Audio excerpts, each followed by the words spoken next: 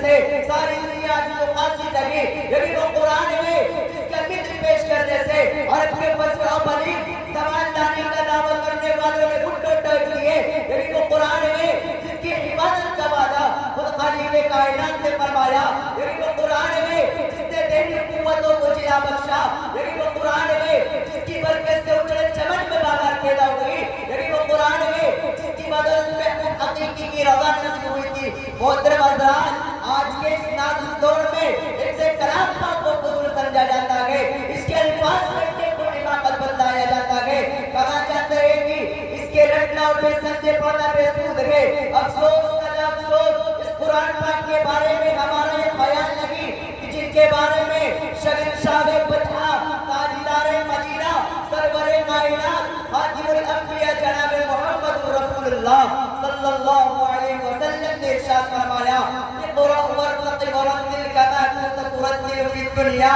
فإن منزلك عند آخر آية تقرأها۔ قیامت کے دن حافظ قرآن سے کہا جائے گا، حفاظ قرآن سے کہا جائے گا، قرآن مقدس کو تو پڑھتا جا، قرآن کریم کو تو پڑھتا جا، قرآن مجید کو تو پڑھتا جا، اور جنت کے درجوں پر چڑھتا جا، اور ٹہر ٹہر کے پڑھ جیسا کہ تو دنیا میں ٹہر ٹہر کے پڑھا کرتا تھا، بس تیرا مقام کو ٹھکانا بنے جگہ آخری آیت پر پہنچے۔ دوستو، قرآن دنیا کے سب سے بڑی دولت ہے، یہ زمین و آسمان، چاند و سورج ستارے، کوئی اس نعمت کا مقابلہ کر نہیں سکتا، اور نہ وہ جبکہ اس کے اتارنے والا امین، جس کے ذریعے کا اترا گیا وہ بھی امین، جس مقام پر نازل ہوا وہ بھی امین، اور جس مہینے میں نازل ہوا وہ تمام مہینوں سے افضل، اور جس رات میں نازل ہوا وہ 1000 مہینوں سے بہتر ہے۔ دوستو، اللہ کے مقدس کلام، حدیث پاک پاتے فضل کلام اللہ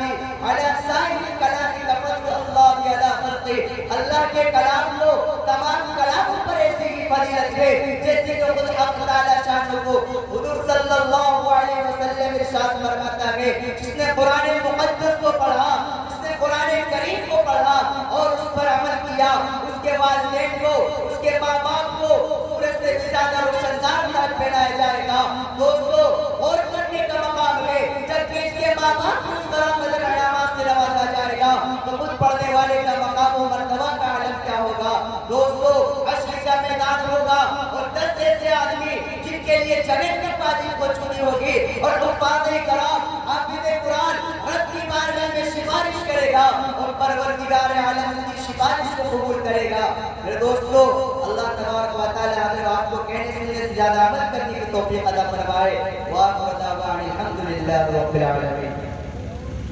ماشاءاللہ، بڑے خوبصورت انداز میں فضیلت قرآن پر تقریر ہو رہی تھی، بڑی قیمتی باتیں ہو رہی تھی، آپ نے سماعت فرمائی۔ اللہ پاک ہم سب کو قرآن مقدس جیسی